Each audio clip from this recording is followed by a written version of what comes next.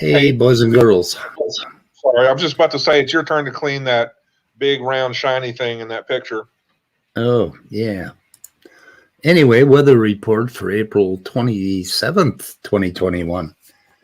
Time is ticking along. Pretty amazing. So, what's happening? So, Sal Cordova had a stream last night. I don't know of any other streams that were, of note.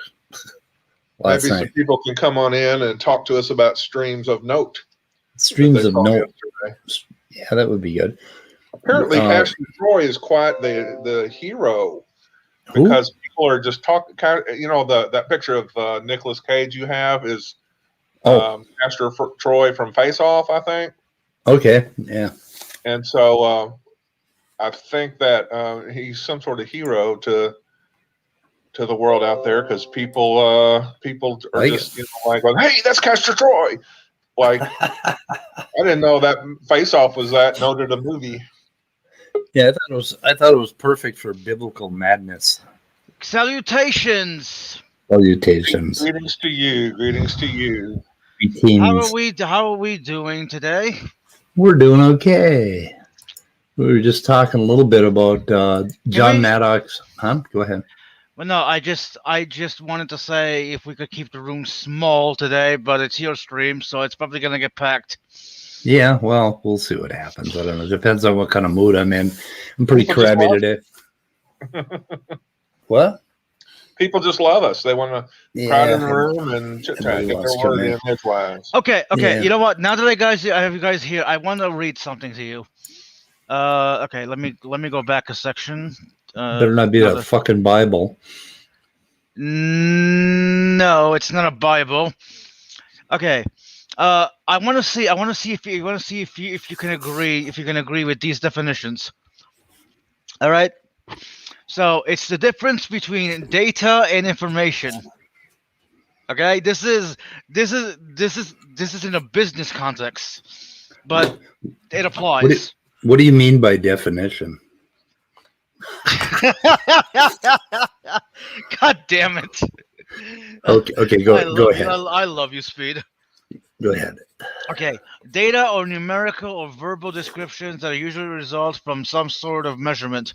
Okay, information is data presented in a form that is useful for a specific purpose. Okay, so now that I read those two definitions, how would they apply to biology? You know how people always say, creationists always say, oh, the DNA has information. Okay, yep. Okay, so what would the data be, and what would the definition? Like, you know what I mean? I guess the data would be the phenotypes or the gene, like you know what I mean? Because I was reading this and I was thinking, like, wait a minute, this could also apply to the argument from DNA. That would be like measurement. Okay, data measurement. I don't know. Let's see. Well, I'm gonna read the entire paragraph for data. Okay. Data or numerical or verbal descriptions that usually result from some sort of measurement. Your current wage level, the amount of last year's after-tax profit for Google, and the current retail prices of Dell computers are all data. Most people think of data as being numerical only, but they can be non-numerical as well. A description of an individual as a tall, athletic person with short, dark hair certainly would qualify as data. Information is data presented in a form that is useful for a specific purpose. For example, the Container Store has earned a reputation as one of the best employers in the nation. It also has a history of paying female and male employees the same amount when they perform the same duties in the workplace. To verify that employee, well, you get the point. Yep. So how would those definitions apply to DNA? What is the data and what is the information? So the In data DNA. would be us measuring it, and the information, data for a purpose, would be us trying to figure out how it functions inside of. So it's all about us. Well, no, measuring it and doing I know. stuff. But creationists always say DNA contains information. Right. Like, wouldn't the better way of putting it is that DNA or the genes themselves contain data and the proteins of information? Yeah. Well, one of these people, a couple of them, define information as function, or something that would function to create a certain phenotype. So they define DNA that way. So some biologists are trying to use this and trying to come up. Sorry to interrupt you. I know I do this constantly, but I'm You just do. trying to find. Sorry, but I'm just trying to find the best way to, because remember you had like, what, 10 streams? What the fuck? You had like. Did you mind muting Otangelo, please? Yeah, you're echoing. Okay. Okay, thank you. As I was trying to say, I remember you had many streams about DNA and information. I don't know how many you've had, but you know what I mean. While reading that section from my textbook, I was like, well, okay, wait a minute. How would this apply to DNA? Like, what is the information and what is the data at that point? Well, I think they want to talk about DNA for a purpose or for a function. But the way I define the information is a change between one state and the next, right? Like the change, okay, if you're making $5 an hour and you get a raise to $5.60, then something has changed in the world, right? But he even interrupts himself constantly. I just know what CRISPR said about me. Yeah, he interrupts himself. I love you too, CRISPR. I love you too. So data would be like a difference between one state and another. And of course, in the universe, we understand that there's tons of information, because if you look at the composition of this pencil I'm holding, in order for you to write down all of the states and all of the where the molecules are, so it'd be position, location, and basically what is at that location, you'd end up with enough information to fill books that would stack up to the moon, right?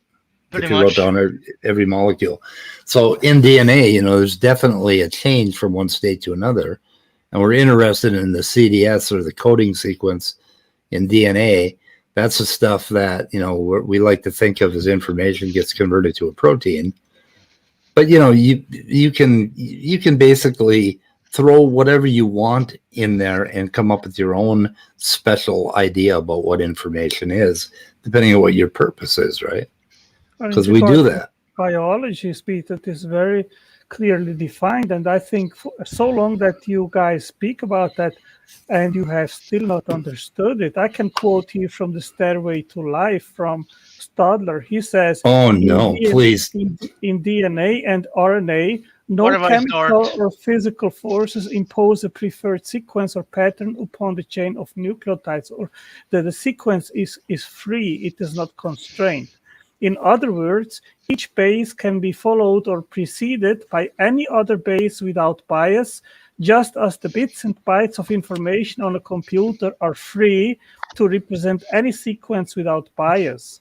This characteristic don't make me bring my sneeches in DNA and RNA is critical, in fact, essential for DNA and RNA to serve as unconstrained information carriers. However, this property also obscures any natural explanation for the information content of life. The molecules themselves provide no explanation for the highly specific sequence of nucleotides required to code for specific biological functions. Only two materialistic explanations have been proposed for the information content of life.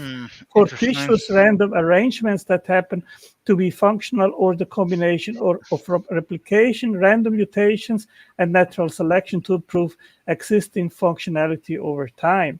Now, my comment on that, the problem is very evident when we look in the origin of life, where you require a specific set of information which codes for the specific set of proteins which are absolutely essential and required to kickstart life. And that is an unsolved problem. It's a huge problem which materialists have not been able to solve and hardly can. Oh, bullshit. Yay, unsolved problems. Woo! No, that's not bullshit. That's the real situation. That's pure bullshit. You just Pure don't like pure it, bullshit. Steve. Okay, don't so why overtalk is me. it Don't bullshit? overtalk me, Otangelo. Okay. Okay. Yes, the DNA, one nucleotide can be different than the next nucleotide. Okay, we know that. So they seem independent. Okay, but that doesn't explain what happened. Definition from CRISPR. Yeah, the sequence of bases could distinguish one molecule from another. Yeah, we know that molecules are different from one place to another. If you look at the cell, there's a ton of information in there. If you look at all the different molecules and how they're placed and how they're organized, but that doesn't say anything about how it came to be. It did not suddenly appear as a complete cell all at once. So the randomness of it does not make a difference. Okay, there was a path for it to get to the way it is right now. So there is a pathway, and that pathway becomes the information. Okay, and that's what you Christians have not accounted for, because according to you, God thought about it and then put it all into the ocean all at once, like whole. Or apparently, on your view, God actually put an entire elephant onto the earth all at once, and he zapped into existence from 1 second to the next, right? So how did that happen by natural unguided means? You need a huge quantity of specified instructional assembly information in a minimal genome to inform the minimal setup of proteins for the minimal cell. Well, hold on. You say... Okay, so how did an elephant happen? Well, according to naturalism, the elephant didn't just happen over, instantly. The elephant took 4 billion years to develop. So that's how the elephant happened. And we went from one thing to another. Okay, how did the cell happen? Same thing. It started out with small molecules moving from one phase to another, from one state to another. When something moves from one state to another, there's a very, very high probability that going from one state to another state will happen. Okay, it's a high probability. So there's a whole lot of sequences, okay? And your explanation is God did it. That's it. Okay, our explanation, how big do you think our explanation is going to be if we wrote it all down, how an elephant happened? Okay, we are not talking here about an elephant. We are talking about the first life form. And the evidence that we have is, which I've said many times, Pelagibacter vic is currently the smallest life form. It's a bacteria which has about 1.3 million nucleotides, which inform the minimal set of about 1,350 proteins. If you calculate the odds to have even just one protein speed, and we have exposed this by the paper which you claimed that I was representing what the conclusion of the authors was, but the evidence demonstrates to have a string of just 100 amino acids is more than the number of atoms in the entire universe. So what we are saying is extremely unlikely. So your theory of abiogenesis is that the very first life, all of a sudden 100 protein or 100 amino acids had to assemble themselves all at once. That had to happen randomly. That's what you think abiogenesis is. Not only 100 amino acid speed, but the minimal set of proteins required to have first start of life, and the minimal proteome and genome, yes, had to be assembled all at once in one big shot. It does. That's your theory. That's how much you know about abiogenesis. So you don't know anything about abiogenesis at all, do you? Well, What are you the talking reason. about? He's an Okay, expert. let's back up here. Let's back up. Let's back up. God did not create a cell in the ocean. According to you, God created an elephant running around on the savannah, right? That's your theory. He did that all in what? How long did it take? How long did it take for God to create an elephant? Well, can I answer? I mean, you can try to ridicule my hypothesis, and you're not answering my question. How long did it? No, you're not. Well, the biblical account says that it took God 6 literal days to create all life. To make an elephant? No, I'm talking about making an elephant. How long did it take to make the elephant? The Bible says that all land animals were created in 1 day. Okay, so did it take 24 hours to create the elephant, or did it take 24 hours to create all of the animals? To create all land animals. Okay, so did it take 24 hours to create one elephant? How long did it take to create one elephant? I don't know. Okay, so you don't know. So don't you think, I mean, you have to explain how long it took to create one elephant. Why? That's your burden. So tell me, how long did it take? I don't need to have all details, but what I can say is... why do I need to have all details if you don't? You are interrupting me. I would like to answer, and you are interrupting me. So once that I can demonstrate, and I have done that many times here at your stream speed, that unguided natural non-intelligent mechanisms are not sufficient and too unspecific to explain the origin of just one first life form. Once this has been demonstrated, then I can use eliminative inductions to the best explanation, and then I can say, since one explanation isn't sound, then the alternative, even if not fully understood by us, is the better or more viable. So I'm going to cut in. If it's okay, I'm going to cut in. So I'm going to just make up some numbers, like you're making up numbers, and say that the odds of God creating life is 10 to the power of 10,000 billion. So now God creating life is less likely than it happening naturally. So clearly that supports naturalism, and you're wrong, and that's it. Yeah. How many proteins are in an elephant? Can I make a quick point? Can I answer to that? I would like. No, hang on a second. How many proteins are in the elephant? And let's multiply the probabilities of each amino acid in the elephant. That's what you're doing, right, CRISPR? So I'm just making up numbers because he's just making up numbers. Yeah. Okay, now you can answer. Well, okay, can I answer? Okay.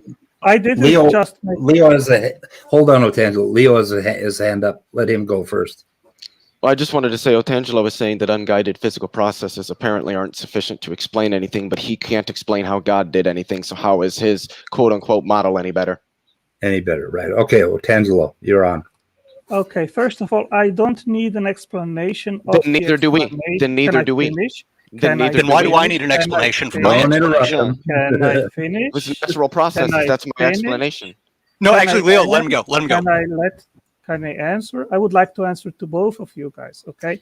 So first, to Leo, I don't need an explanation of the explanation. I don't need to explain how God did it in order to say that intelligence is a capable mechanism to explain the origin of life, because we know that intelligence can make blueprints, machines, and factories. Now, in regards of CRISPR's point, no, I didn't simply make numbers up. I took the smallest living life form, which we know the size, which is Pelagibacter, and that is a good model to actually calculate the odds to have that life form. But if you want, we can take just one protein alone, which then isn't life, it is just a non-functional protein on prebiotic Earth. And if we take a very small one, like one with 100 amino acids, then the odds to have the right sequence just of that is beyond what is physically possible in the entire history of the universe. So no, okay, I've not done up simple numbers. I gave concrete examples. So you're using numbers you don't understand instead. All right, let me explain why you're wrong. Sorry, I'm gonna talk now because I made sure you were able to talk. No. So, okay, you're gonna so here's why you're wrong. Firstly, the odds of having a protein of a given length is 1 in 1 because function is something that we talk about after we have it. So you can only talk about function after you have a protein. So getting the protein is 1 in 1, not 1 in whatever number you want to talk about.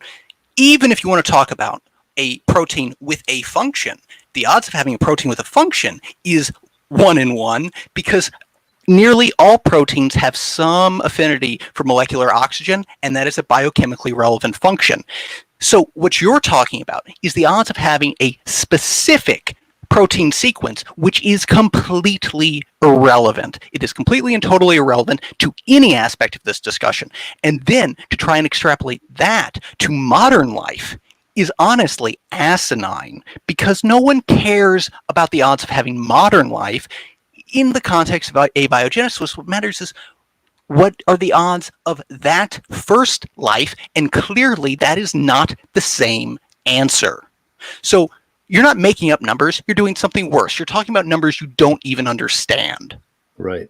Okay, can I respond to the thing that he said? Like he said that they don't need an explanation of the explanation. Well, our explanation is physical processes. So we don't need to explain that further. We know that physical processes can create things. What's complexity far exceeds that humans can create. I mean, just look at black holes. Also, we've never observed any intelligence ever create life. So we have no reason to think that any intelligence could create life because that's something we've never seen happen. But because we know nature can do things that are way more complex than we ever could, we have reason to believe that physical natural processes is how life was created. And we don't need and we don't need an explanation of the explanation. And we haven't seen an elephant pop up in the this whole asking us how it happened, and then when we say, well, we don't fully know, you say, aha, see, your model doesn't work. Okay, how did God do it? Oh, well, we don't need to know how God did it. We just know that he did, is blatant special pleading, and I cannot believe that anybody would actually attempt to use that as an argument. I know. Okay. By the way, I just looked outside in the I would road, like to answer and to no both, elephant please. popped into I existence would like yet. to answer Okay, to both, please. so Tanzo, you got to wait your turn, okay? Scott was talking. No. I'm leaving. Okay, Bye, guys. Wait. Peace out. Wait. Damn it. Have fun being wrong. Yeah, have fun being wrong. He wouldn't have been able to answer my question, and it would have cut all his nonsense out. I just want to quickly point out the only creators we know of are animals. There is no other branch of life that we know of that are creators, and all creators have creators, and we know of no creators that have no creators. Just wanted to point that out. Well, I mean, the other thing is the only intelligences that we know about have a physical substrate.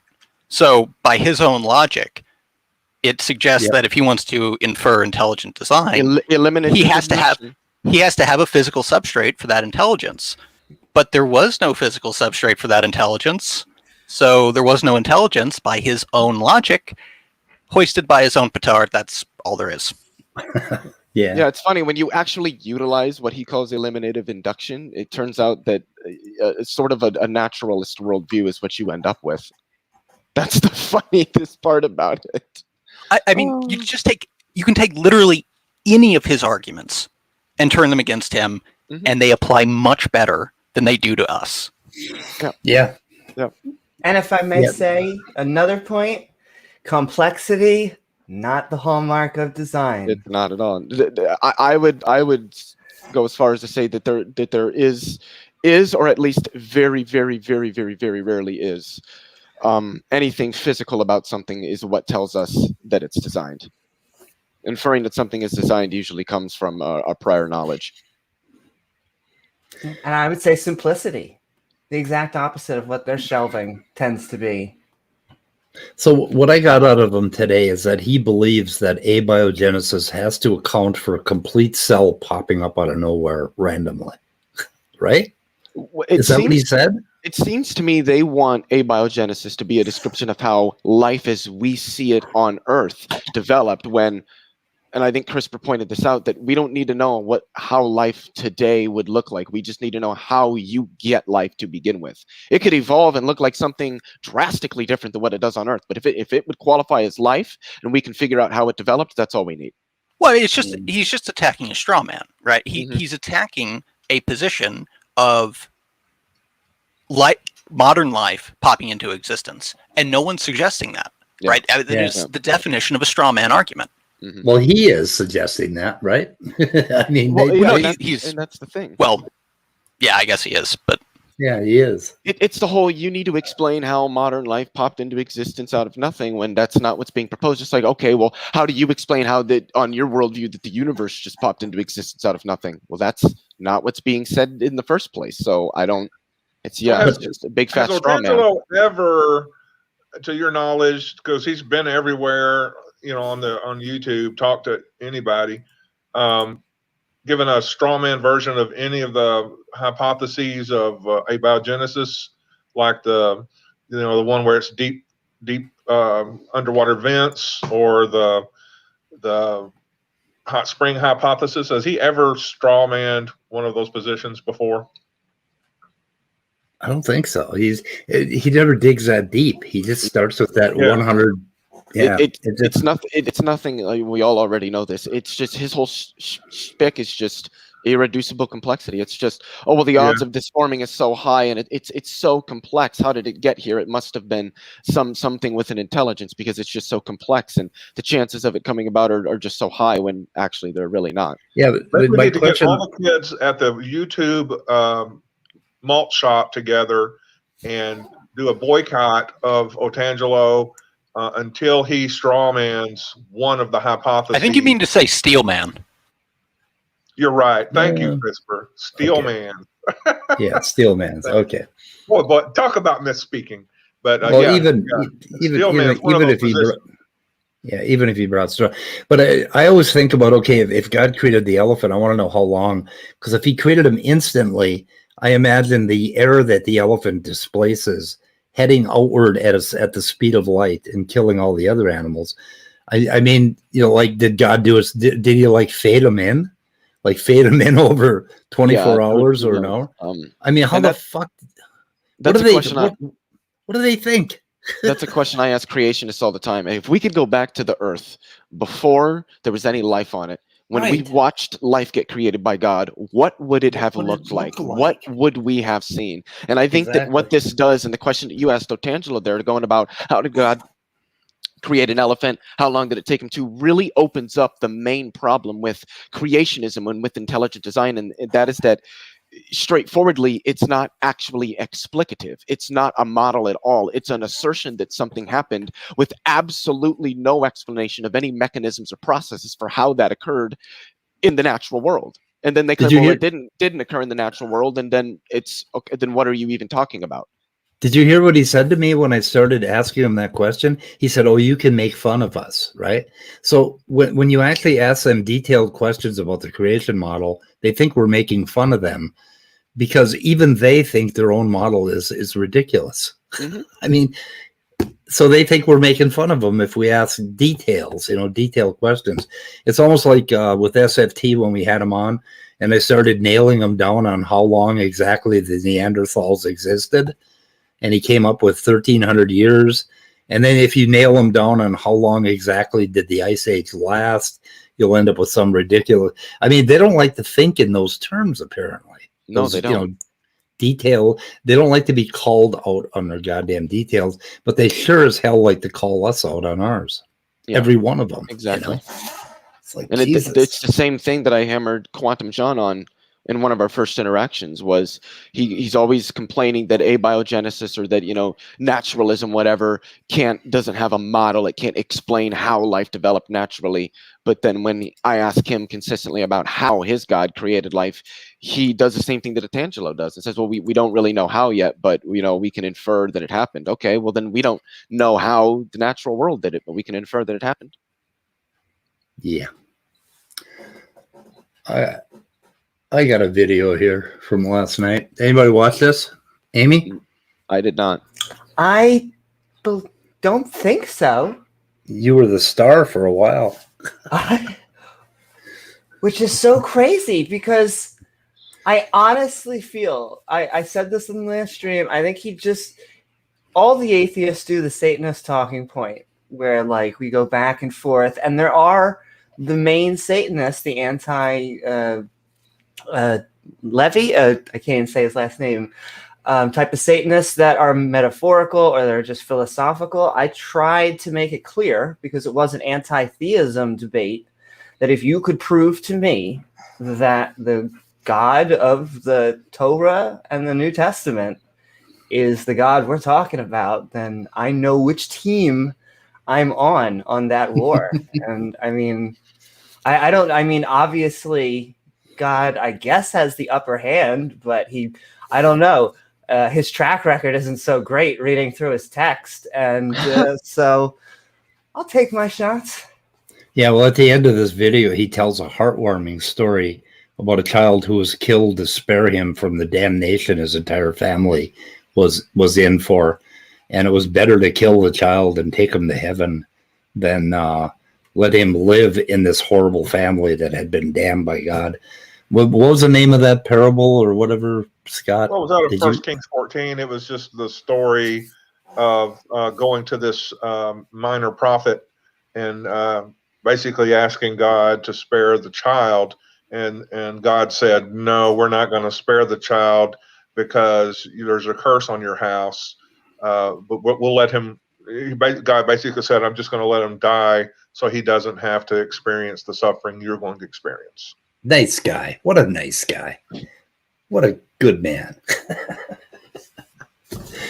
That was Sel. Sel was trying to make a case for why there's suffering and evil or whatever. And he's very confused about it. Every now and then he sounds like a Buddhist, but then he turns it around again and fucks it all up. It's just amazing. Okay. But I know that this is a strange thing to bring up, but why is this bathroom door open? I'm sorry, I just can't help but focus on the mirror. Oh yeah. Well, you don't want to. I mean, when you gotta go, you gotta go. You don't want to fuck around with the doorknob. And before you get going on this video, I'm gonna take off. I don't know. I'm gonna go out and enjoy the amazingly beautiful weather. Hold on a second before you do. CRISPR and Leo, were you done with Otangelo, or did why? I kind of cut you guys off, and I just wasn't sure if you were done. Yeah. Yeah. Okay. I think we both made we covered it. Valid points against what I want to say that CRISPR was a lot more aggressive because good. Well, I mean, he's not here. Anyways, so what can I do with him? I mean, much love. Yeah. Be well. Bye. Wait, who else is left? Doting Thomas. We need to send a note thanking Darth Dawkins for training Otangelo so well. Because Speed, whenever you told him not to overtalk you, he got quiet. Yeah, but he still, had to jump in and answer without giving anybody else a turn to talk first, and that's what I was trying to straighten out with him. Yeah. When he rage quit, that you got to let other people go first, and then you can, because when he goes, he tends to go long. So, boy, does he! I mean, and he's sitting there reading. I mean, how many other people? Their entire interaction in a group setting is to read from a blog at you. Yeah. Yep. That's the problem. God damn, I have 30 people watching and I only have 7 likes. What is wrong with you people? I think I'm on it. Do likes help? Do they mean anything? If we deserve it. Well, we do. We do. I'm so good enough. Love. Yeah, I'm good enough. Shit, I deserve it. Okay, so I got a bunch of timestamps. I don't know how much we're going to get to, but I just wanted to go through a few. I was listening to this last night. I met once. I can see the similarity in Christian thinking to Buddhism, but at the same time, I'm horrified by how these people think. And I keep going back and forth between the two, and I was like, I don't know. They have such a stinky attitude about humanity. It just blows me away sometimes. And yet they think that the universe was created for humans, even though he compares humans to rats later on in this video. And And I love rats. They're so adorable. They get a bad rap. They're highly functioning mammals. Cell doesn't love rats. He said he was going to use mice, but rats were like yuckier. But so he used wait. rats. I thought snakes loved mice or rats. Snakes love rats. Yeah. Yeah. Nobody got the joke about him being okay. Moving on. Oh, we got it. Okay. Nobody laughed, but whatever. Okay. I'm just going to play a little bit, and it should give us something to talk about. So we'll see. Okay. Yep. I'll try to explain. Craps is a game where you roll the dice and you make bets on the numbers that come up. When you roll 2 dice. I don't care about this part. That's just where he's going off about Matt Dillahunty and how wrong he goes on and on about how wrong Matt Dillahunty was about craps. So I don't know if we know that part, right? Okay. So I think this is after one video plays. Let me see here. No, maybe I'll back up just a little bit here. Hasn't been dealt out. The deck is loaded. Has a higher proportion than normal. Still talking about craps. So the principle of faith is you take risks for what you value and love, even if you don't have 100% proof. So even Dillahunty said, I don't have 100% certainty of anything. And I'm like, oh, so you're saying you have to live by faith in something? Let me give us a very simple example of what it means to live by faith, even as an atheist. So atheism is defined as lack of belief in God. That's the modern. It used to be God doesn't exist, but they've softened it because they knew they'd get kind of beaten down with that definition. And so, where was I? Oh yeah. So atheism has this lack of belief. How is it then that you decide what's right and wrong, either for your personal life or for society, or how do you decide what's a good decision? You have to make some assumptions. It's really amazing. Atheists can't agree on what's right and wrong. There's no scientific basis, and they have no premises that they can justify except by faith. They have no certainty. So even the atheists have to walk by faith. If they don't walk by faith in God, they have to assume other things about life. And that's what some people don't realize is they're totally walking by faith. So did you notice that Cell at 1.5 sounds like he's talking at normal speed? Silence? Are you guys still around? Oh, anyway. He sounds good at 1.5. He sounds good at one. And so anyway, he seems to think that it's some sort of indictment that we live by faith. That when I walk across the floor, I have faith that the floor is going to hold me up, right? I mean, this is some sort of an indictment. I don't know. And then so what I think his whole point was that atheists have faith too, almost like he thinks faith is a bad thing. Exactly. Like what? How don't they see that? I think it's more like them trying to find an internal consistency in the way we think without really understanding how we think. Because, we will say to them, well, you're talking about faith. We're looking for evidence. And then, so I think their mindset is, well, you have faith too. And then talk about sitting on chairs and, walking across the street and not getting hit by a car or something. Right. Go ahead. Some of them make the same mistake too by saying atheism is a religion, as if religion is a bad thing all of a sudden. Yeah, exactly. Yeah, that's just pretty weird. I don't know. It's like, I know what you are, but or I know what I am, but what are you, or some fucking thing like that? I don't know what the hell. I know you are, but what am I? Oh, okay, it's a Pee Wee Herman thing. Yeah. Anyway, and we know how that turned out. Okay, so then I think I got another timestamp right in the line. Some, people have asked Richard Dawkins, well, how do you find meaning? And I'll cover this. He said, well, you have to make your own meaning. I'm just like, yeah, you make it up. You have no scientific evidence of what's right and wrong and what goes. Okay. So what is he suggesting here, that we atheists need scientific evidence to find meaning? Well, no, and he just said, he also just said we have no scientific evidence. Right, for meaning. I don't know if is that what he meant? I think so, yeah. He's saying that scientific evidence of right or wrong, but then somehow or another that means we can't have meaning. Right. He's talking about I don't meaning. I don't get the going from right or wrong to meaning. Meaning is something different than right or wrong, and meaning doesn't depend on your idea of right and wrong. It Right. could, but it doesn't have to. But let's think about meaning. Like if you put a Krispy Kreme donut in your mouth, I think that's meaning to me in life, right? If I just put one in my mouth, I mean, if I even get near one, I feel meaning in my life. Okay, so it's not something you think about, and morality is the same goddamn way. You don't need scientific evidence to figure out what's right and wrong. We pretty much know what's right and wrong. I mean, all of us atheists could go to Walmart and not kill each other, you know? So obviously we know what's right and wrong. I don't know. I don't know. I disagree with most of that, but agree with all the conclusions. So, okay, you disagree with most of that. Yeah, I believe in the biological nature of morality. That basically it's from our biology.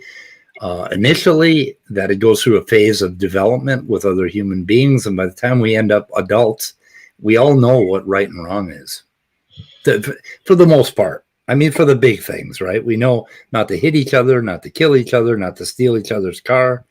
You know, even though some people figure out a way to do all that shit.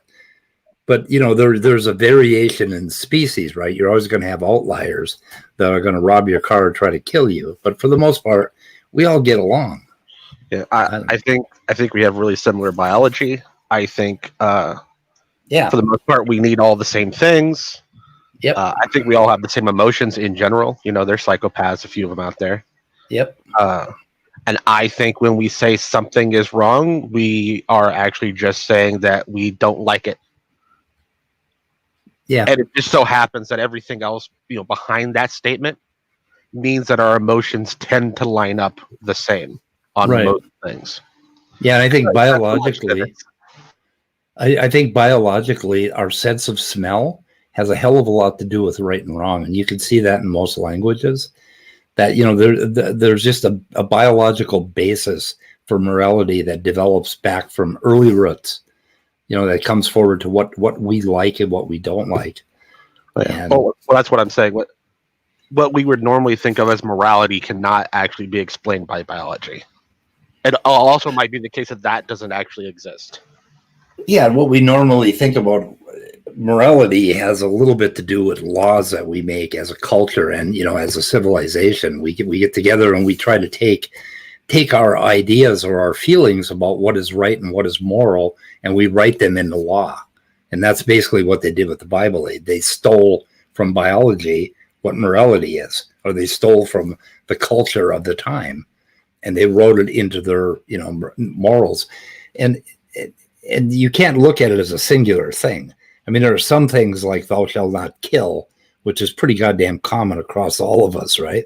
But there are other things like, you know, that they add on culturally. So, I mean, it isn't just a black and white kind of thing. I mean, obviously, we didn't get the idea of not worshiping false idols from biology, but we sure as hell got the idea that we shouldn't kill each other from biology. Because when we kill each other, we get adrenalized, we don't feel good, and we're threatened and we're afraid, and sometimes we get killed. You know, so that's obviously a simple biological. I mean, you can see it in any social group of mammals, or most animals will not kill each other. A couple of them do. We do. But anyway, okay. So let's see, where am I at? 30. So I had something at, well, let me run through this a little bit. So if you're an atheist, you end up having to make faith assumptions elsewhere. You can't get around needing faith somewhere. And so this principle of faith is you take risks for what you value and love, even if you don't have 100% proof. And actually, this applies for everyone. So an atheist will take, like Matt Dillahunty, will take a risk on a long-term losing game. That's why I laughed at him. And he was, I could tell where his. Oh, I was going to go on about that. Okay, so enough of that shit. So I think he plays the video, and then let me see at 38. Does he play the video here? No, I'm still not at the video. And for you got both of y'all's admission, if it was proven that there was a God, you would categorically refuse. No, we become theists. You stated you would know that God exists, but you said you would categorically refuse to Satan's worship, a theist. right? Satan is a theist. Okay, Satan, in your guys' view, believes that God is. Apologies. Okay, so some people say it's too quiet. It could be that there's a left-right balance here, and I have to analyze this through my so look at whether or not there is a God, and if there and for Okay, we didn't have to replay that. I think he comments on it here. I'm rather speechless to hear that, but I do think that is, as Andrew Kaufman said, I couldn't believe that they said it in the debate. Seems like an honest confession. Did you confess, Amy? I mean, I was being truthful.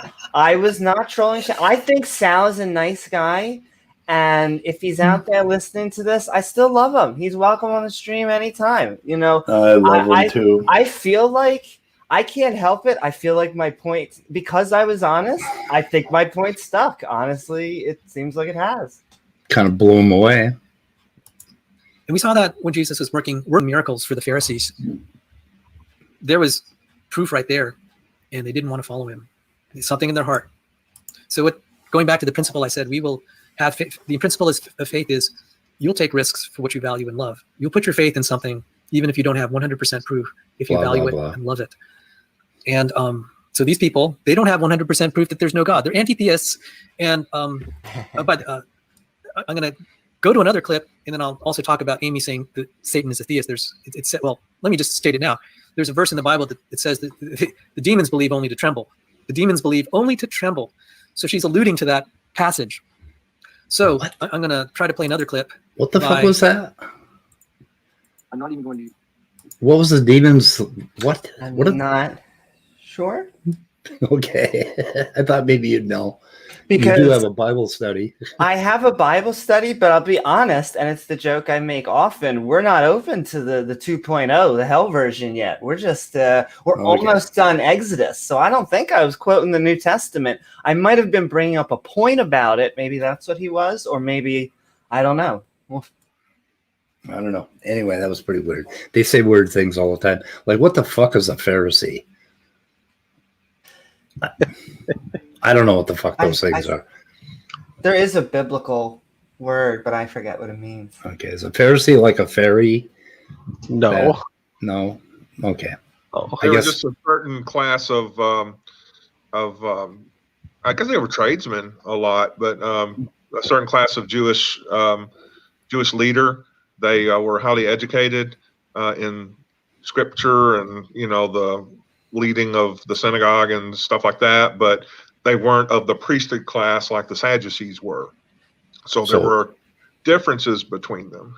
So tradesmen that dressed up like fairies. Okay, I got it. I think Pharisees could be part of the priestly class because all it is they're basically conservatives, right? They're conservative Jews. Okay. Right, so they really strictly observe the traditions.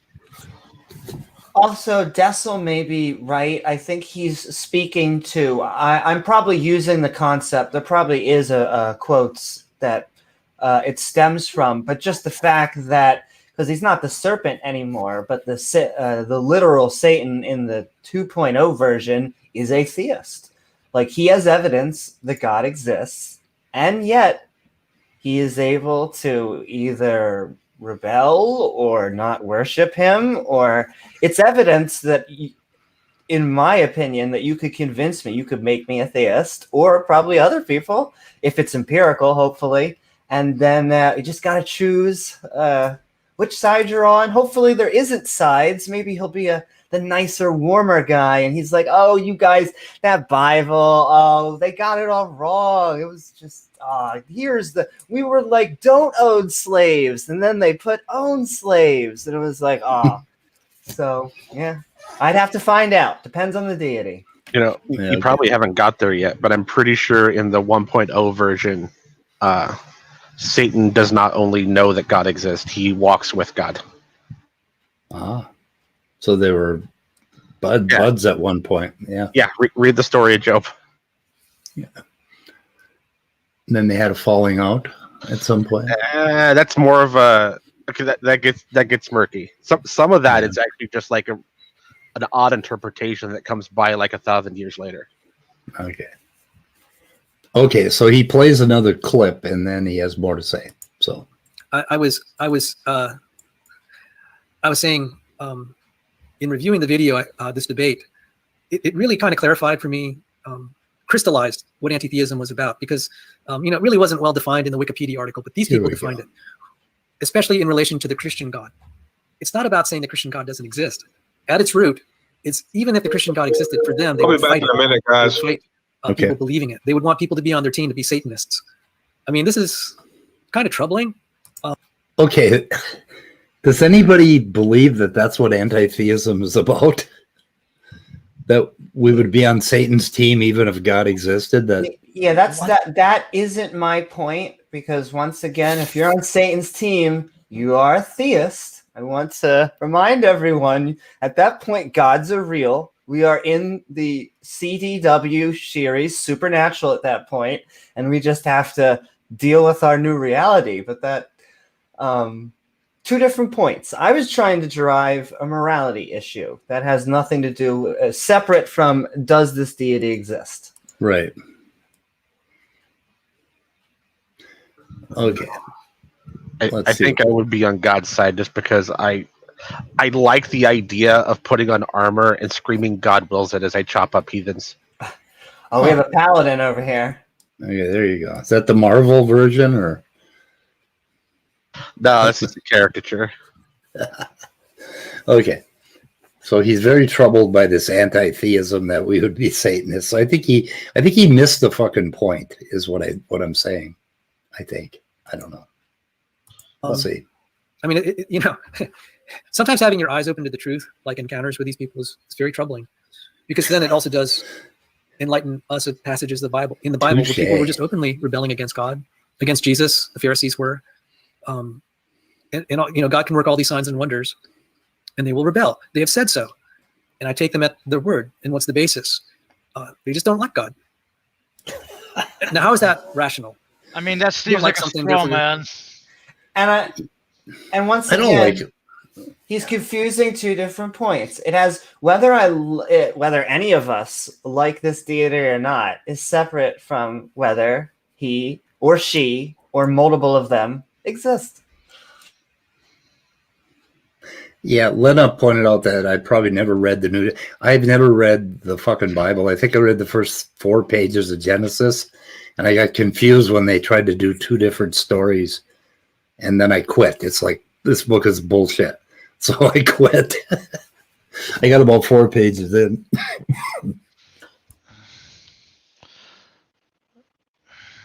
Not going to respect it. You're going to fight against it. Okay. So this whole thing of anti-theism is just your preferences. Now they'll say, well, it's very immoral for, the way God has taken people's lives and punished them. And I want to say, just think about this a little bit.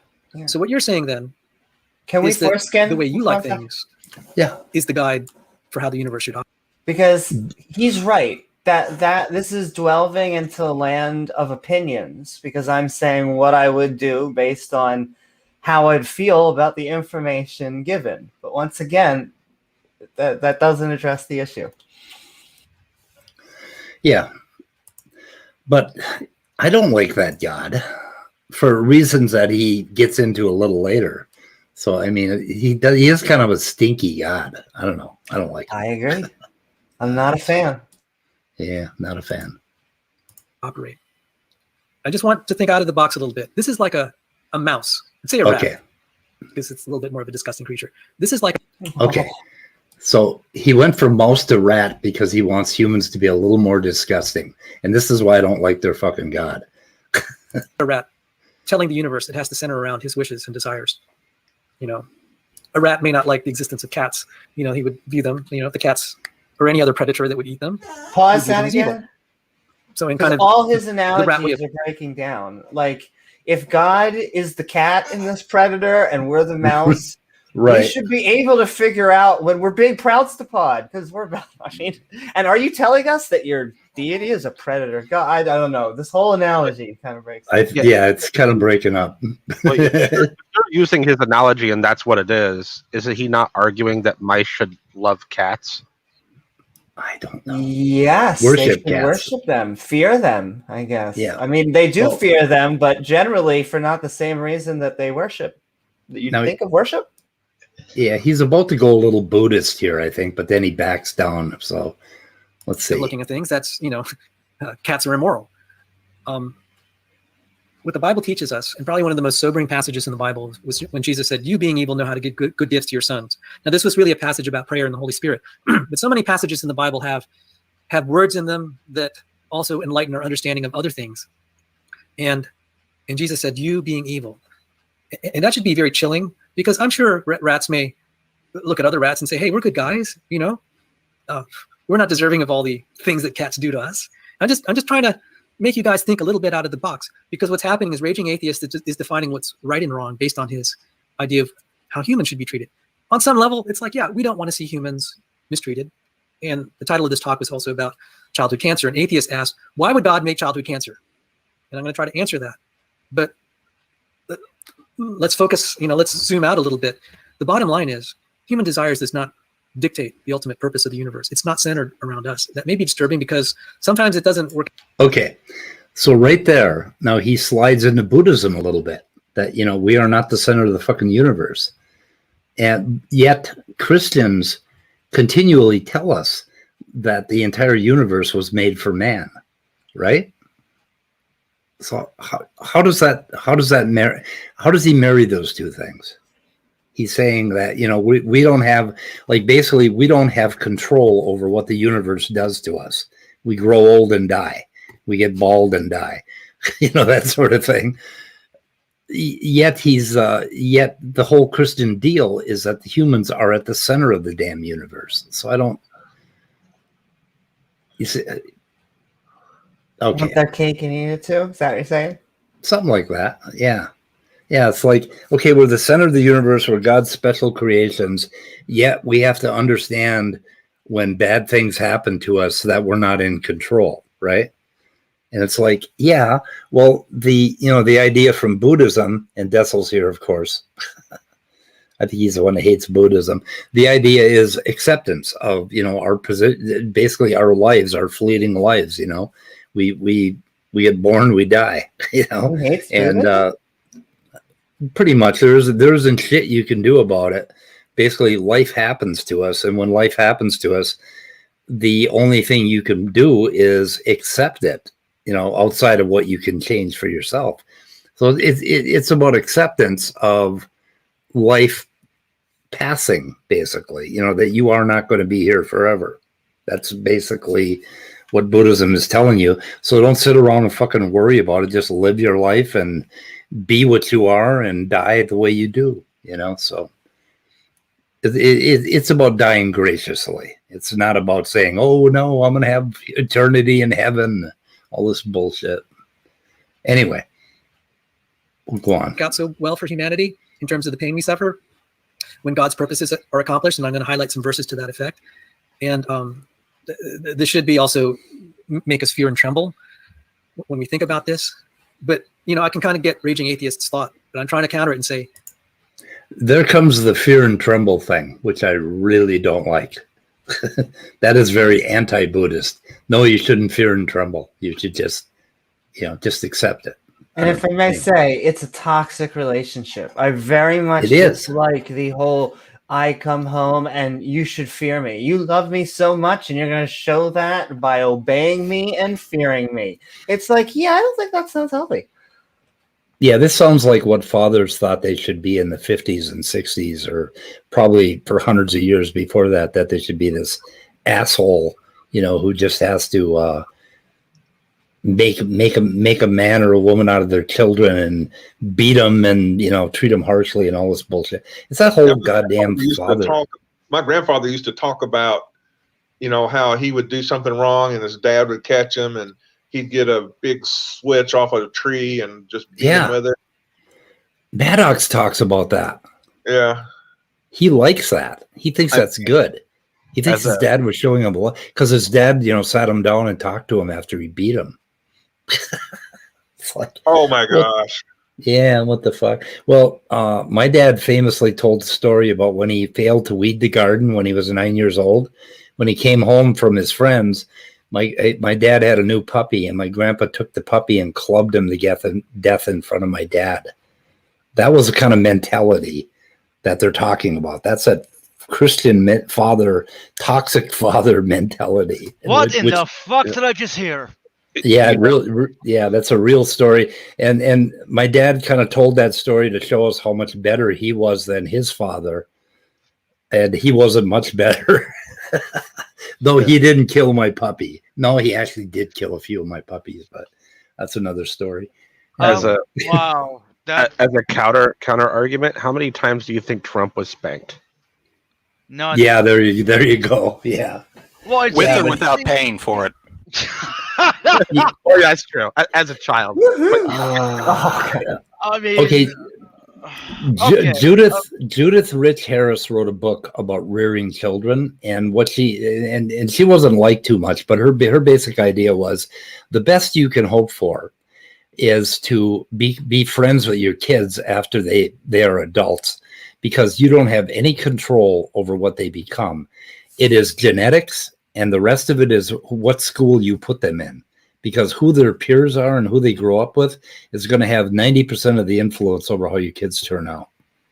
And you have nothing that you do is going to affect how your children turn out. I mean, I would kind of disagree with that, but moving on. Yeah, because we're all stuck in this fucking Christian, stupid Western morality. We got to beat our children and train them and all this crap. And well, I mean, honestly, if you think about it, if you have parents that are extremely abusive, that is going to have an impact on how their children turn out, right? Exactly. So clearly it's true that there are things you can do that will impact how your children turn out in the end. So to a point.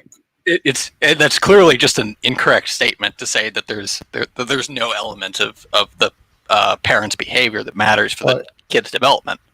I think she gives it 20%, something like that, you know? I mean, regardless, 20% is still a lot. Yeah, 80% maybe genetics, but 20% is still big. Just because something, you get the point, right? Just because. Yeah, but if you have, if you have psychotic parents and they treat their children very badly, I'm guessing that you could make psychopaths out of your children. But we're talking about just normal child rearing. The kids pretty much turn out like I was given. I had to work constantly when I was a child on the farm. And my dad, built this work ethic into me, right? And my kids turned out, and I did not do that at all with my kids. And they turned out almost exactly like me in mannerisms and what they do and everything. And it's like, and I raised them very differently from my father. But they did go to a very good school. And hence they turned out even better than me because they they hung out with a better peer class than I did. But anyway, Judith Rich Harris, she's worth listening to. What's the name of the book? I don't know, but it's by Judith Rich Harris. Judith Rich Harris. Yeah. Anyway, but check it out. I don't know. Like, I actually talked to her via email because I have twins, and she was really interested in twins. So anyway. Okay, moving on with Cell.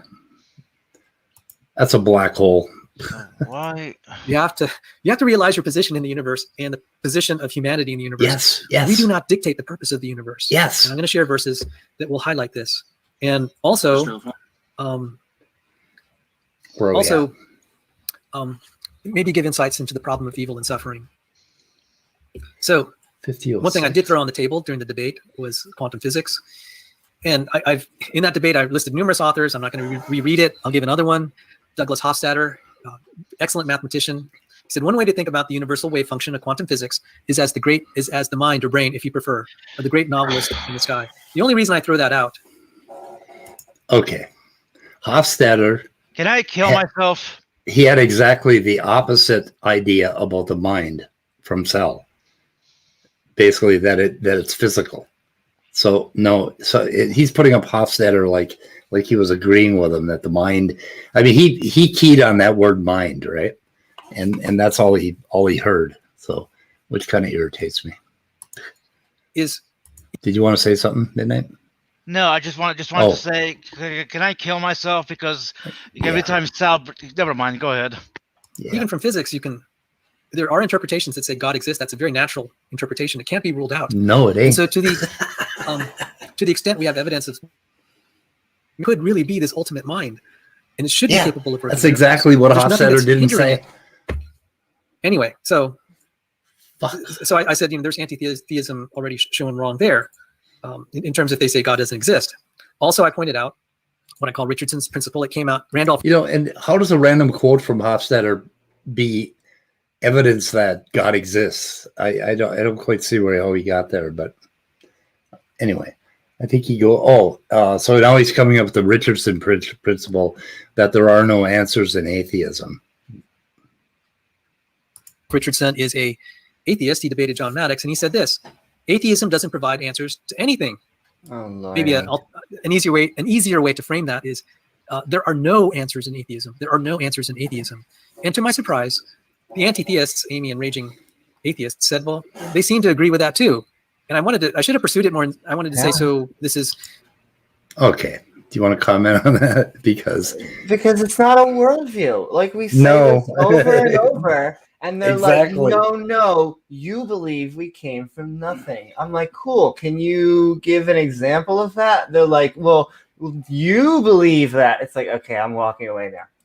Yep. Yeah. I want to say it answers the exact same number of questions that theism answers. Yeah, atheism doesn't define anything about my worldview. It only defines what I think of theism. Which is a very, very tiny little part of my life. It's just a little aggravating, pokey, needly like thing. I don't know. Anyway, so answers in atheism. I'm glad he called out the channel name for us. That's good advertising. But I wonder if that's why he came up with that. I wonder if he's pissed off about my answers in atheism. But anyway, I should have called it answers in naturalism, but I don't know. So what else we got here? So we're at 51. It has the double A's, so it flows. Yeah.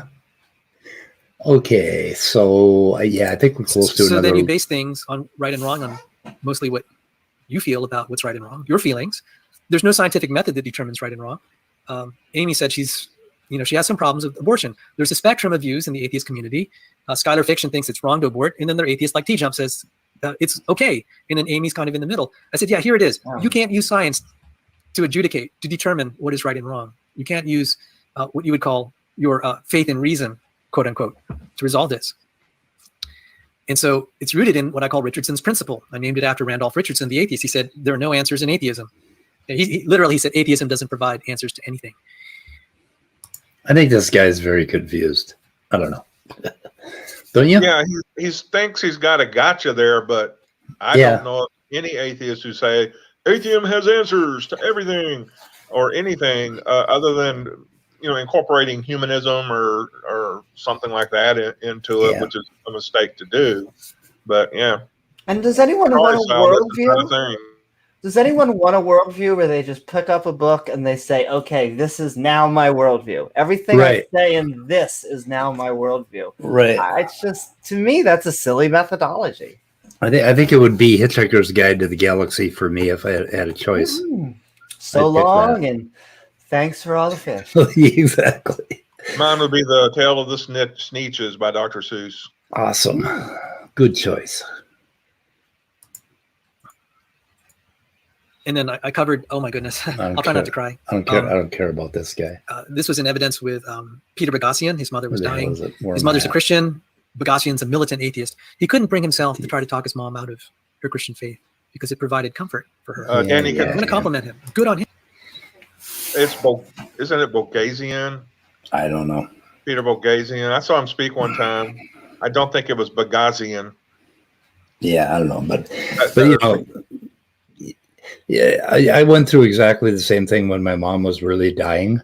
And I sat there and told her that because she always asked me, Mikey, you still an atheist? She'd ask me all my life, right? She just hated the fact that I disagreed with her on this. And just before she died, I said, Mom, you're going to heaven. Everything's fine. I mean, why the hell wouldn't you do that to somebody who has believed all their lives, right? So, I mean, I gave her that. What the hell? There's no point of making people suffering on their deathbed. Right. Yeah, I'm not gonna have a dying. Why make them feel regret and stress and over something that's not going to change anyway? I wasn't gonna have Go ahead. I wasn't going to have a philosophical discussion with my mom. Yeah. 6 hours before she died. Yeah. It's called compassion and empathy, something that that evangelicals will lose because of reading their book, which says that, you know, if you don't have Christ, you'll go to hell. Well, let's just harass this person that's dying and try to get them to do a deathbed confession. That's just, it's wrong and it's heartless, and they can't make themselves understand that because it would defy their word of God. Answers in Sasquatchism. That's a pretty good quote. Anyway. Okay, so I think we're coming up on another timestamp. I don't know, is everybody bored, or do you want to go on with this? Everybody okay with this? I'm asking. I'm fine with it. Yeah, Anybody okay. else? I mean, I don't know. I'm sitting in the background programming, so I do whatever you want. Just kind of. Okay. Kind of. Yep, I got a timestamp here. I don't know why. Yeah. On two levels, one that's not so good and one that is good. The first level is we give people anesthesia. If a movie or some entertainment or even a myth is giving someone comfort at the time of death, there's no reason to pull it. That would seem immoral. If you have some sense of not wanting to alleviate suffering, you'll I know why. You'll take measures. If that alleviation is not going to ultimately harm them. In the case of someone terminally ill, it can't do any more harm than their terminal illness. That's not maybe the best of reasons. The best reason not to try to take someone to the Christian faith is the Christian faith is true. That's that right there. It's just like the best reason is because it's true. It's like Jesus. So what he's saying is that if he had like a Buddhist, he would try to convince him of Christianity 2 minutes before he died, or I don't know. Not sure what he's saying there. 54:20, so we can jockey ahead to 57. So we got. If I can cut off my camera. All right, audio is still good. It's the camera that died. Let me see if I can restart the camera. Okay, the camera is dead, but I'm able to talk, so I'll just keep talking. Praise God. So, I want to thank everyone for praying for me, and Sal, if you're out there watching, it's probably because of StreamYard. You just have to restart you have to switch your camera to another device and then switch back again. I just can't thank you all enough. I just thought I'd update you, but let's move on with the talk. And my mom, my dad, hold on, would want me to carry on and live a meaningful life. And so I just want to say that I don't think he'll take advice from you since you're a high school dropout and a burnout. Yeah. Burn my brain out with drugs and alcohol. So. That makes anything you could possibly know about a camera invalid. Yes, exactly. I'm going to try to keep doing that here. So Richard Dawkins, I covered this before. What a donation to his Richard Dawkins Foundation will get you. Man, if you donated. I don't know about Richard Dawkins. I'm not a fan. I don't know why they keep bringing him up.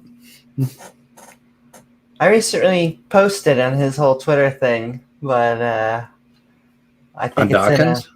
He's just going through a silly thing. I don't know why the whole trans thing seems to trigger a whole bunch of. Well, I know why it triggers some people, but I don't know. There were a bunch of skeptics. I thought that would. Because, like I said, I'm more of a centrist politically anyway, but it did seem like he was trying to take a position, but then he commented later, he's like, I'm not with the people. Who knows? Oh, he was just trying to say something about biology, and it's just, it just didn't go over so well, apparently, but who gives a fuck what Richard thinks? I don't know. I mean, it's because he basically made a post that says, if a man can go and say a woman, why can't, I don't want to go too off topic, but it's Richard Dawkins. He just got into it. Then he brought up, then why can't someone change their race or blah, blah, blah, blah. And of all the people, a geneticist, a biologist, he should know that really isn't that strong of a backing for empirical subjective race. And yet the transgender people are saying sex exists. That's why we're transgender. That's actually the point. Thank you. We both agree. Yeah. Sorry. Okay. But Anyway, they're happy that he got his humanist whatever stripped from him, whatever in the fuck that is. But I just wish I could talk with him. I still love Richard Dawkins. I still consider him an ally in the good fight, going up against all of the religious woo-woo. So we always have our differences and stuff, but still love him. Well, when he pulled the plug on our forum back in, 2010 or something like that, I stopped being a fan. I have a resentment that I will not get over. So anyway, I had 10,000 posts on that forum. Fortunately, I did get a copy of them. So I don't know. He pissed me off, and he did it because we were being too edgy for him or something like that. And I don't know. It was just a bunch of bullshit. But anyway, hey, I'm right with you. I have a big grudge against him too. Because of that forum? No, not because of the forum. Because in his book, he's basically the reason why most of agnosticism got redefined as atheism. Okay. And it started a lot of stupid arguments. Yeah. Yeah, which we're still recovering from. Yeah, I was going to get into that a little bit at some point, but I don't want to pull a Steve McRae. Or piss Steve McRae off. That would be even worse. People took offense to Richard Dawkins. I said, there you go. Atheism cannot resolve problems like this. It's only resolved by competing statements of faith that can't be proved anyway. So to restate Delahanty's dilemma, he can't be certain of anything. Okay. I have to point out something really sad. This is probably a picture of a young man named Jesse Kilgore. Oh, shit. When he was probably when he was in high school. And he read Dawkins and blew his head off, and his mom and dad are mad. That's that story.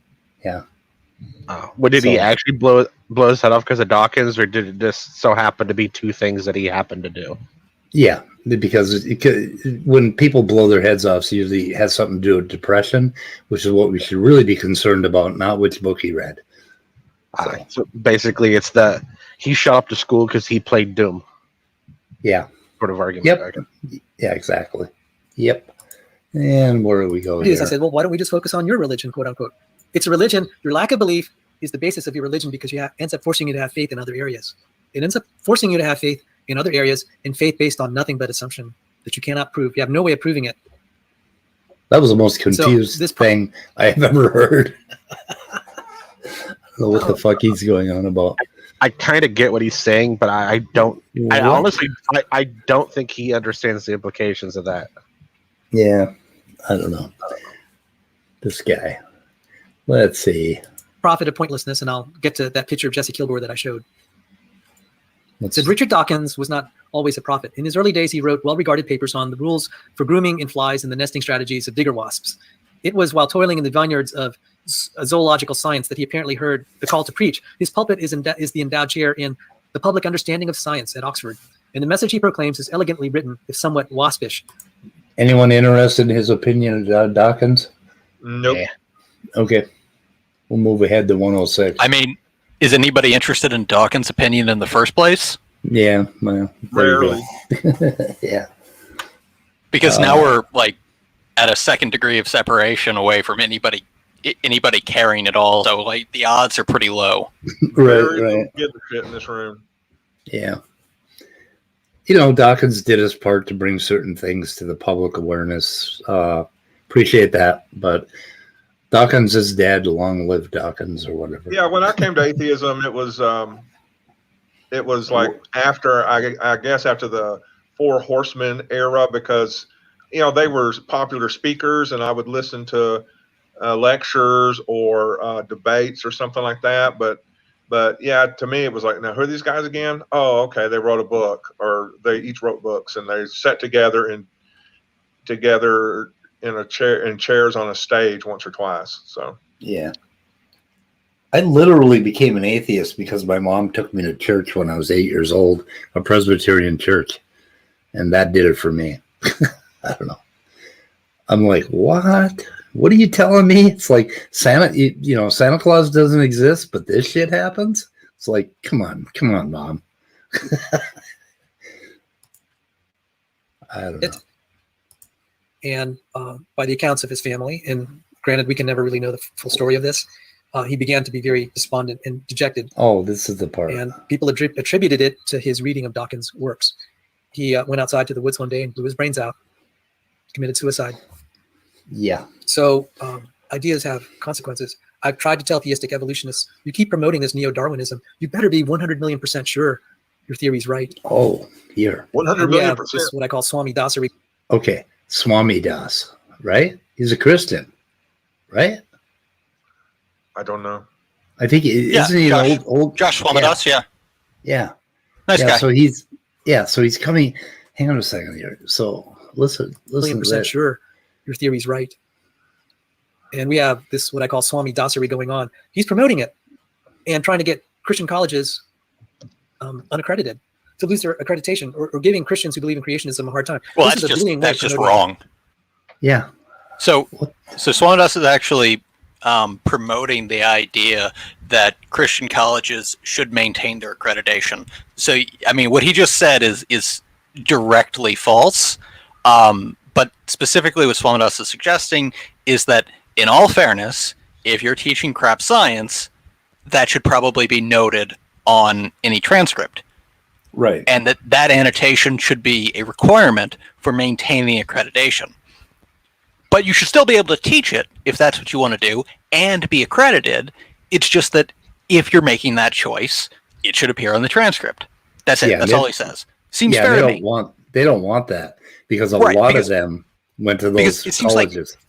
It seems like people are putting forward two options. We can either let these Christian colleges teach crap science and be accredited and have people who graduate from there give no indication on the transcripts that that's what was going on, which seems like a bad option. Or we can refuse to accredit any of these organizations, which seems like it's a violation of their academic freedom, which is also bad. And Swamidas is just saying, accredit them, let them teach what they want, but mark it on the transcripts. That's it. Right. Seems fair. Which they should be proud of because that's what they believe in, right? So yeah, right. Are you guys ashamed of the fact that you're teaching that science? Yeah. Or ashamed that you got a degree from one of those universities? You know. And here's the other thing: is if you're a Christian university and you want to teach a biology class that is only teaching modern consensus biology, you don't have to put any special mark on your transcript for that. That's just normal science. That's fine. Have at it. It's only if you're going to teach creationism too in the class, then you've got to put the mark. But that's it. Make your choice. Sounds fair to me. Sounds like they should be proud. Neo-Darwinism. And I wanted to say, Swami Das, you better be 100 million% sure the science you're promoting, the quote-unquote science of Darwinism that you're promoting, you better be 100 million% sure it's God's truth. Because if it's false and you're killing people like this and ruining their lives and making them leave the Christian faith. So how is Swami Das, a Christian, killing this child? I mean, how did he go from Dawkins writing a book on atheism and this kid reading it and getting all depressed because he realized he wasn't going to heaven, to Swami Das killing children by teaching them science? What is he? What is this? Well, let me just tell you, when I was 15 or 16, I was a Christian, read my Bible, read a lot of Christian books, and I read one or two articles by atheists that pretty disturbed me a lot. And it kind of got me down. It stayed in my little obsessive brain, like it gets when it can't solve a problem it wants to solve. And it was a depressing time, and I did not kill myself. And that's the story for most people who have their points of view and faith challenged. So for Sal to hang it on this one thing is just irresponsible. It's misrepresenting probably reality, and he should really get a verbal spanking for that. But how is Swami Das doing any of that? He's saying that if you don't believe in young Earth creationism, you're going to get depressed and kill yourself. If you believe in old Earth creationism, it isn't going to save you.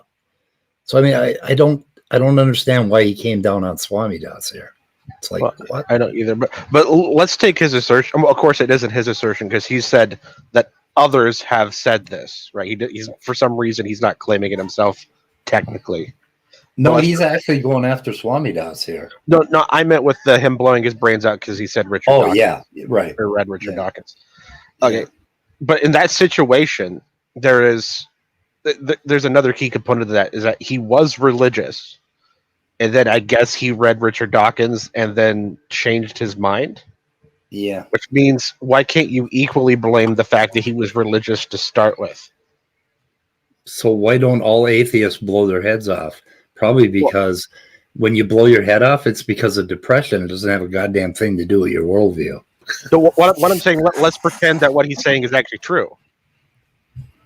Right? And it's not something else. Well, you could blame that he was religious to start with the problem. Right, you could, yeah. Right? If he wasn't religious to start with, he would have read Richard Dawkins and went, oh, yeah, okay. And then that's it. Whatever. Yeah. I don't know. Okay. Let's see where it goes with this.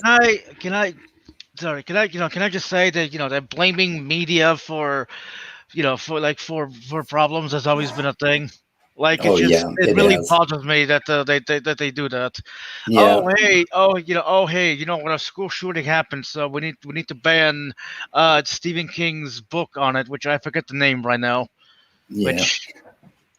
My older siblings were teenagers when the whole devil and rock and roll thing came out. That was a pretty big thing back then, but not in our family or in our particular group, but in the culture, it was there. It was interesting. Remember when they would do backmasking all over the radio?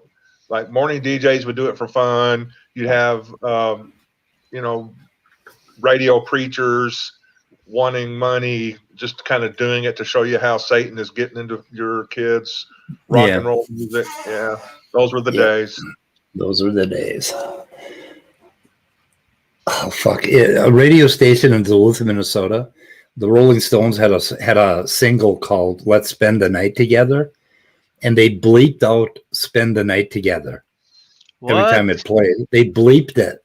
That makes zero. Oh my god! Oh my god! What they bleep like half the song? Yeah, yeah. The chorus, they pretty much couldn't. Oh, it was fucking amazing. Yeah, that's the environment I grew up in. I'm so sorry, Reed. You got to answer for that. And so that's my response to the theistic evolutionists. You can believe it on your own, but if you're going to promote it as God's truth, you better be 100 million% sure it's God's truth. Otherwise, what? Sorry, that's when I get a little irritated. Anyway. Fuck. But we're not saying it's God's truth. I'm so confused. What the fuck is he talking about? He's saying that the only true Christians are young Earth creationists, and you better be right. Otherwise, you're going to go to hell if you believe in old Earth creationism. Is that what Look, at this point, I'm happy to go to hell. I know. It's looking better and better all the time. 107. Okay, I'll go up to 108. Let's see what else we got here, and then I think we'll probably end this for the day. I'm wondering. Yeah, whatever. Well, let's roll through. From Philippians, for to me to live is Christ, and to die is gain. In 2 Corinthians, for this momentary light affliction is building for us an eternal weight. I don't care. And again, talking about here's a man born blind, someone born with a birth defect, and you ask why. Jesus answered. Okay, this is the answer in John chapter 9. And as he, that is Jesus, as he passed by, he saw a man blind from birth. Jesus answered. Buddhist acceptance again. Glorify yourself. And the answer is yes. Hold on. Yes. Wait, hold on. Can you go back to that? Oh, do I have to? I mean, you don't have to, but it'd be nice. Okay, this is the answer in John chapter 9. Go ahead. And as he, that is Jesus, as he passed by, he saw a man blind from birth. And his disciples asked him, Rabbi, who sinned, this man or his parents, that he was born blind? Jesus answered, it was not that this man sinned or his parents, but that the works of God might be displayed in him. What the fuck? Hold on. Fuck what does that mean? Exactly. What the fuck does that mean? I was born legally blind. What? Well, apparently. I'm sorry, but that's just. Apparently, you're a walking ad for Jesus. Apparently. Well, fuck you. The belief used to be that if you had a child that was born blind or with some other affliction or whatever, you took it out and drowned it. It was either the parents who did something wrong, or well, it had to be the parents who did something wrong. I think I don't know if anybody ever said the kid See, this is sorry to interrupt you, Scott, but this is exactly the same kind of fucking bullshit that happens in Africa, right? Oh, hey, you know what? The kid comes out albino or white or whatever the fuck, and it's like, oh well, my wife's stuff is a Time white for man. soup. They really do that? Fuck off. Jesus Christ! You know what? It's fucking. It's honestly very strange, right? There's like two views in Africa. Either albinos are revered and killed and used for magic, or they're hated and feared and killed. Well, neither outcome is good for you. But yeah, so that was the kind of the question in the air theologically was, okay, so who committed a sin so that this kid would be blind? And then Jesus is just saying, no, it's just so that. I'm sorry to get pissed off at this, but it's just like. Yeah. So Midnight, do not let your parents listen to this stream. I mean, my dad doesn't give a shit if my mom doesn't understand English, so it doesn't matter if they do see it. Yep. I think there was a point troubling here. On some levels. It's like, Lord, you're going to subject someone to blindness and having to beg to glorify yourself? And the answer is yes. Yes. The answer is yes. That's the answer. So now that's kind of what's the answer? Medicine. What? Like, you let somebody be born blind to glorify yourself. That's what God did. So I don't know what the fuck he's going on about. Well, no, hold on. Wouldn't it be more? Okay, from what I remember, Jesus does. Okay, holy shit, this is more fucked up. From what I remember, Jesus actually hears a blind man, right? So if you go back to what he said, isn't he glorifying himself? What the fuck? So the guy was born blind, so Jesus could heal him, so God could get the credit. What? Yeah, you know what? I fucking did this to you, but I healed you. Praise me. Fuck off. Yeah, and if I don't heal you, you'll go on to advertise my glory. Yeah, it's whatever. What the fuck? Holy shit, that is so fucked up. Yeah, that's some twisted shit. I don't know. I'm always. Why am I an anti-theist? I wonder.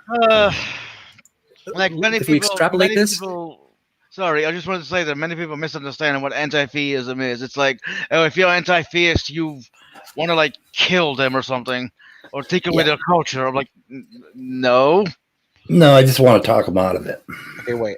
I'm having issues following along. So, is the moral of Sal's video that if you don't sacrifice albinos, Richard Dawkins will kill Christians? Yeah, you got it in a nutshell. Yeah, very good summary. I was not interpreting it that way, but I think I will now. Thank you, Sarah. Okay, so it was sort of he will have strong faith if he will if he was born blind and serve the Lord. Okay. Interesting. Because although Jesus are more blind than he is. Okay. I don't know. Well, I challenge him to an archery shoot and we'll see who's more blind. I don't know. I mean, who do you challenge? Me? Yeah. Well, I'm going blind myself. I found out from my doctor the other day. So. Well, I mean, you're 70. You're 70. It doesn't fucking matter how old I am. Going blind sucks. Well, no, I know. That's like, oh, you're old. You can die now. It's like, no, fuck you, ageist bastards. That's not what I meant, Speed. You know, look, it's fine. It will be less sad. Yeah, less sad. Yeah, I go to my fucking doctor. Like I've been trying to find a new doctor, and I get some of these young doctors. Like, oh, well, you're 70. That's fair. Fuck you. Not going to give you a CAT scan. Go away and die. It's like, fuck you. There's this like really odd range in like the lifespan of someone where they're old enough that it's not a tragedy that they died. Yeah, but they're still like just young enough not to get retirement. Right. They can enjoy the life they have left. They're just completely shit out of luck. Yeah, fucked. I don't know. Anyway. Okay. 70 is the new 20. I'm sorry. Something like that. Or did I get it backwards? I mean, I don't know. I've seen quite a few 70-year-olds and quite a few 20-year-olds, and I gotta say, I don't think you're right about that one. I don't know. We're pretty fucking spry at our age these days. Well, someday 70 will be the new 20. Just watch. I heard about a 99-year-old neuroscientist that rode his bike to work to the lab every day, and that gives me hope.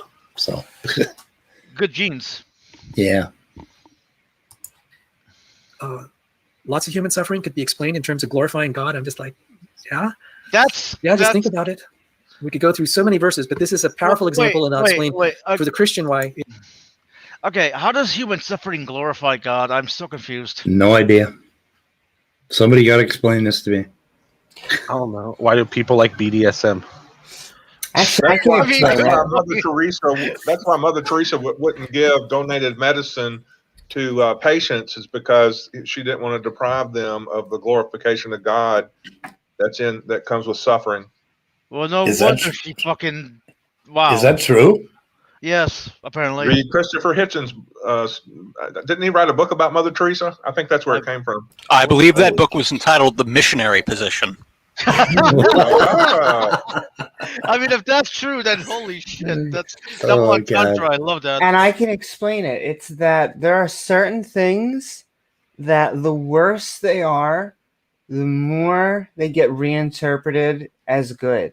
So it goes back to the whole, like, we should fear him, and he could wipe you out at any time, and well, it looks evil, but he's wiser. He knows more, and it's 5D chess. Like, what is the point? What is the point of living in fear? Honestly, yeah, I don't know.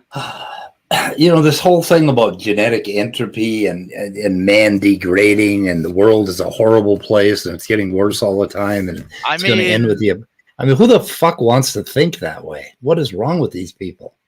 I don't. Well, according to Standing, because we have what was it? I think Down syndrome and all the diseases and whatever the fuck that means. That means the genome is degrading. But many people pointed out we would have been dead already many times over if genetic entropy was a thing, or if embryo creation was a thing. Like, oh my fucking god! The speed they want and just don't exist. Right? Well, we got 4 timestamps left. Let's just see if any of them matter. I mean, I can agree that DNA degrades, and it's, you know what? Let's not get into that because we'll get into a fucking 4-year-old argument. I don't want to get into that. Moving on. Okay.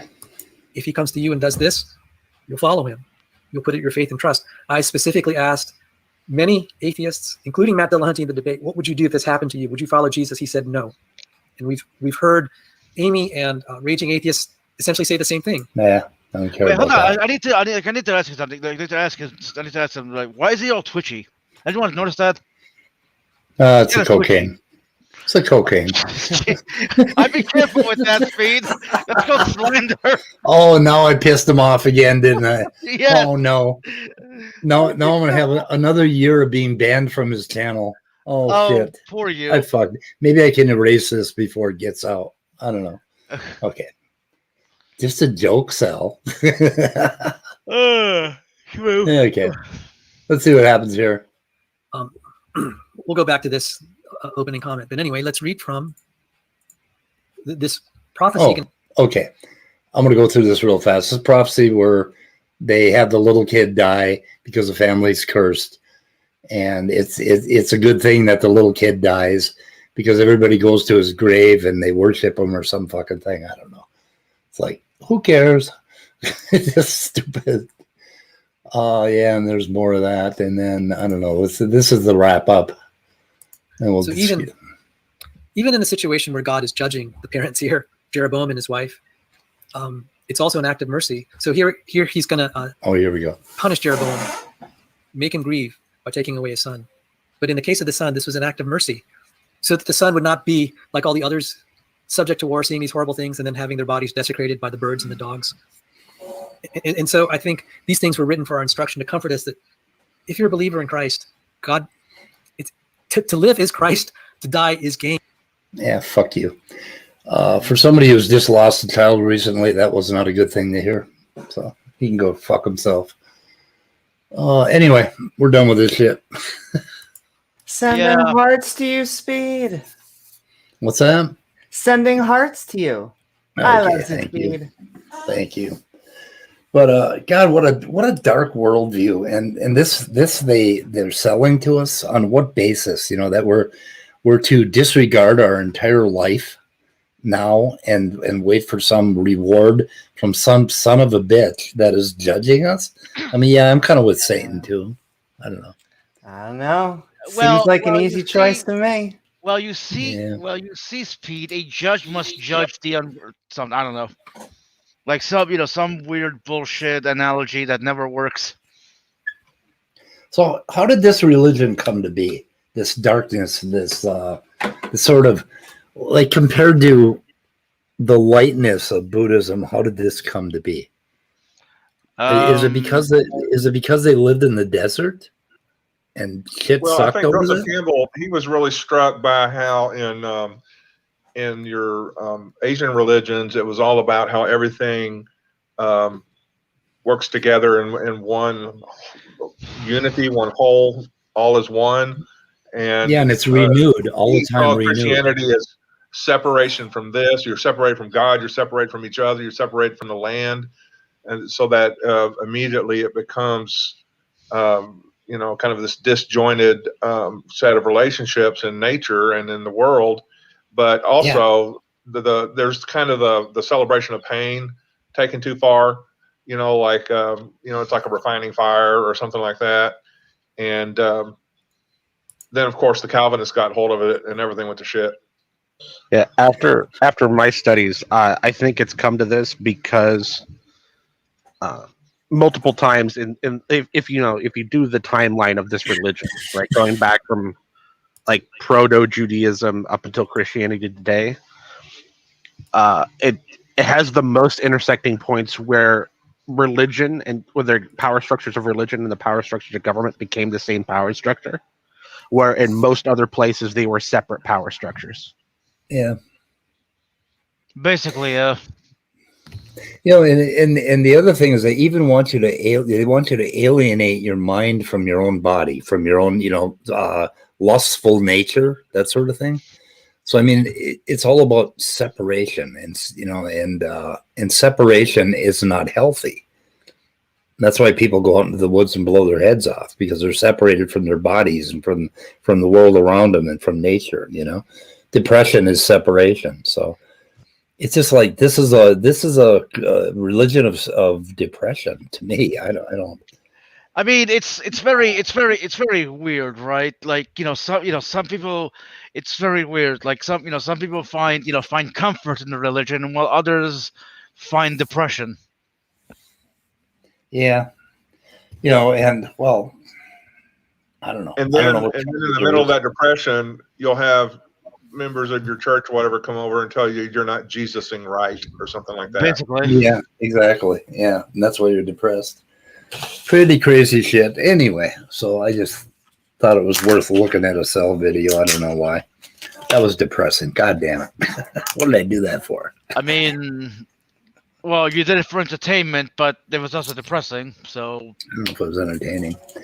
I did it for enlightenment, to kind of to look at this anti-theism thing and maybe explain it. How wrong he was about anti-theism. It's like I he believe was wrong that about everything. Yeah, I believe that theism separates us from what science can do for us, and it also separates us from what is good about life, what true meaning and true morals are about. And I think when you write it down on a 2000, when you get your info from a 2,000-year-old book, I think it's a problem. I think it's problematic. And ask any trans or gay person if it's a problem. Is it a problem? I don't know. I mean, I don't know. Let me tell you. What's the problem? The problem is you don't write fucking morals down in a 2,000-year-old book and carry them forward for 2,000 goddamn years. Books are supposed to mold and rot and be, put in the garbage, not after. No, whoa. As I think so. Never mind. Go ahead. I know it's a joke mostly, but go ahead. I know what you mean. But yeah, cherish our history. But Jesus Christ, don't get your. Oh, did I say Jesus Christ? Don't get your recipe for life from a 2,000-year-old goat herder book. There's something wrong with this. I mean, okay, look. How did it last? Well, I don't know, man. Just end the stream if you want. I don't know. Aliens are going to come here with an advanced technology, and they're going to say, "Okay, you guys are technologically advanced, yet you still believe in this shit." No. Let me tell you. No. See, here's the thing. Aliens are never going to come visit us, right? They're like observing. Well, I mean, they're observing us from their planet, and they're like, "Yeah, no, you know what? We're not going there. At least not yet." That's what UFOs are. They fly by every now and then to see if we've gotten rid of the churches, right? I mean, they're like, nope, they still got them. I mean, they're unidentified flying objects. If you want to say flying saucer, that's a better term. No, I mean, we're being visited by aliens, and they're checking to see if the churches are still standing, and they're like, "Fuck this, we're leaving. We'll check back in another 50 years." Yeah. See if they woke up. That's just my anti-theism. Sorry. Their plan is to clone a Jesus that's super pro-alien, and then to indoctrinate us into their glorious intergalactic communism. Ah, yes, that makes much more sense. Okay. Yeah, I think we've done enough damage today, don't you? I think I'm bonding with Sal. I mean, if this is what you call bonding, then I hate to see what your enemy is. Or something, I don't know. Every day, every time he does a stream, I go on and I post, and then I refresh the page to see if my posts are there. And I have hope that this bonding that I'm doing by talking about Sal so much on my channel is going to bring him back, it's going to, get us together again. Because, I'm sending a lot of love to Sal. Right. I do love him. Anywho, go ahead. We're gonna end the stream. Yep. Okay. Goodbye, cruel world. Yep. No, fuck you. That's my line. Sorry. Where are you? I'm removing you. Okay. Goodbye, cruel world. Anybody else have anything they want to say about the world? Stay curious. We never got to your good and evil thing today, and we were supposed to open with that, but you weren't here, so maybe we can get to it tomorrow. Okay. You were only on for like 3 minutes, right? Bit longer than that. 8? Yeah, I just want to tell the world. Oh, sorry, I thought you were done. I was just going to tell the world we don't need any more assault literature. No one needs a Richard Dawkins. Okay. And I just want to say, to the world, I think you're great. I'd rate you 8 out of 8. Yeah, I love the fucking world. Okay, now goodbye, cruel world. We're ending.